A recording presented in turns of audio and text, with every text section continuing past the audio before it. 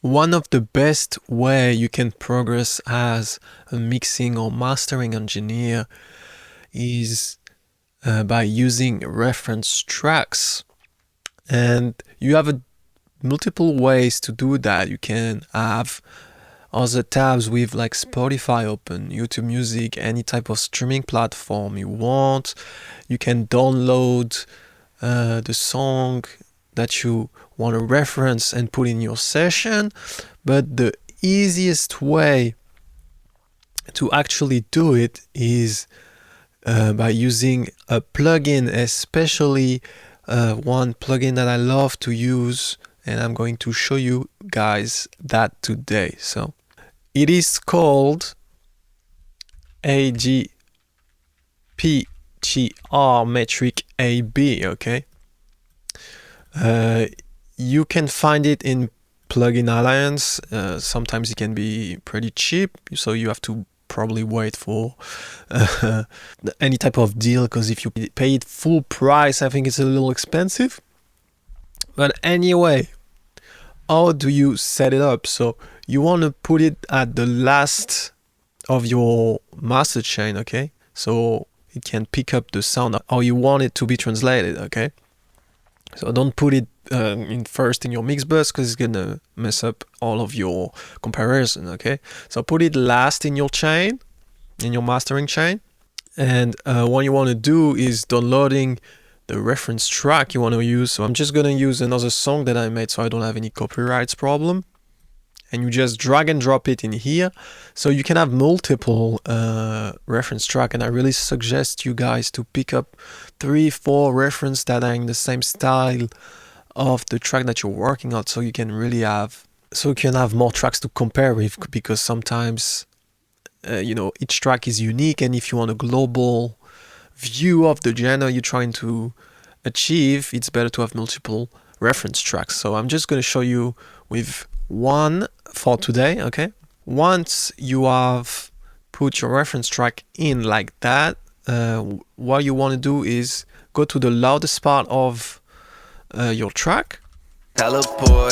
So usually it's the chorus, right?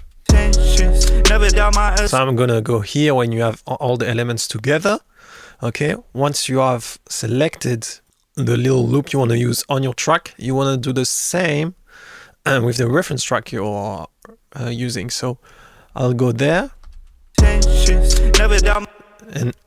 to switch up to the reference track, you have to click on the A-B button here. The B is your reference, the A is the song you're working on. We're gonna go at the start here, press the little 1 button here. It's going to put a little label here that's gonna start your loop, and you can adjust it manually by dragging it like that.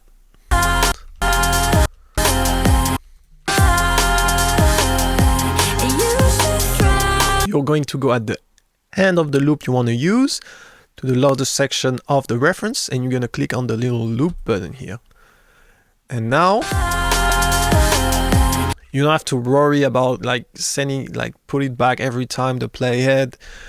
It's going to loop and loop and loop, so you can really reference. Now if you want to reference on a quieter part of the mix, you can move it, the whole thing, by grabbing that and moving it like this.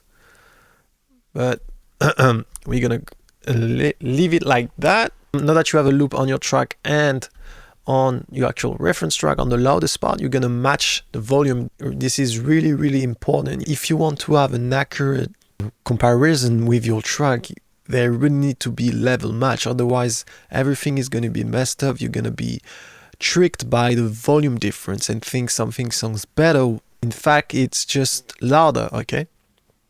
How do you do that? You're just gonna play your track, and you're gonna click on that match button, and it's gonna match it automatically, okay? Never doubt my assessments. You know you rocking the best away from him. That energy. Alright, so it actually added some volume to the reference. One thing I want to show you that you can do, so in Pro Tools you can click on that little button, so the plugin stays on the screen. If you open something else, it's going to stay on the screen. And what you can do is click that little button, and it's going to make it smaller. And now you can put it aside, work on your mix and compare A, B, A, B. Alright, now I'm going to show you different option that plugin offers you. First of all, you can solo the mono of your track and the reference at the same time.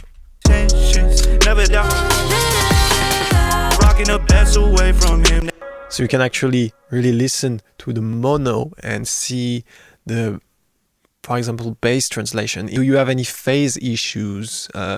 Is your bass consistent enough in mono compared to your reference track? And if it's not, you probably have to fix something in your low end to avoid phase issues.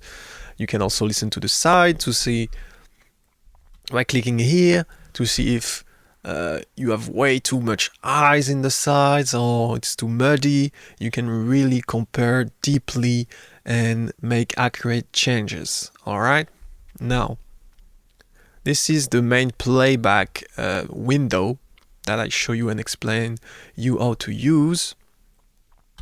But you can also have a spectrum window where you can actually compare spectrum of both tracks like that. You know you rocking the best away from him. That energy best. You can click on dual to have them side by side, and you can layer them together actually. Never doubt my assessments. You know you rocking the best away from him. That energy best all over me. So you can have a visual representation of the spectrum to see if there is any big difference between both of the songs. Now you don't want to match exactly that to the reference. It's just so you have a little comparison to see if there is any big difference, and then you can adjust manually if that actually bother you and actually take it away from the track. Now you have the correlation section.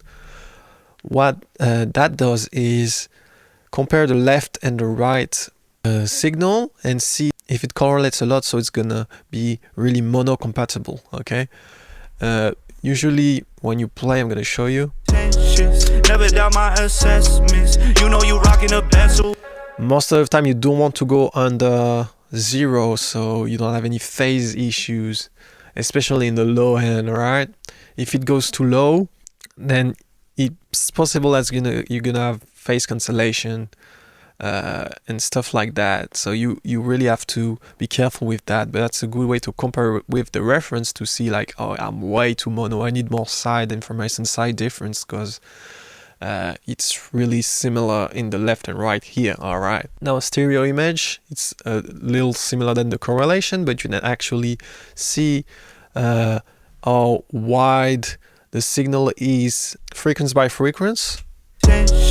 Never doubt my assessments. You know you rocking the best. So you can use dual to have them side by side, single or layered. Dynamic, that's really good window and tool to use, because when you're starting and is my song loud enough, is my song too squashed, and you can be a little lost and you don't know how to really compare. You can listen, but sometimes your ear is not developed enough to see the difference, and this is a really great tool to compare, so I'm going to show you that now. Never doubt my assessments. You know you rocking the best away from him. That energy best all over me, yeah. Knowing I'm long, that I'm never not sober. Highlights and drive where you said to come over. Never rocking the best away from him.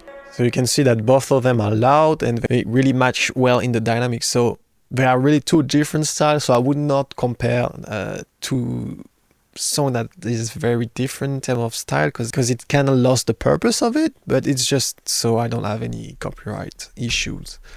And then you have the loudness section when you can actually go deep dive and really go deeply in the short term, momentary LUFS, in the sides, in the mids. You can really compare the difference.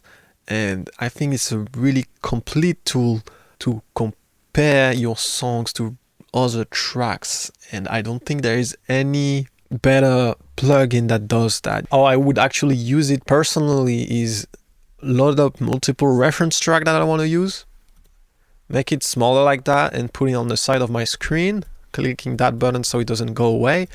And anytime while I'm working on a mix, I can switch to the reference So yeah, let me know if you enjoyed the video, like and subscribe. If you have any questions, ask me in the comments. I will happily answer you. And if you want any other tips or any other plugins that you don't know how to use, tell me and I can show you that. Have a good one, guys, and see you soon.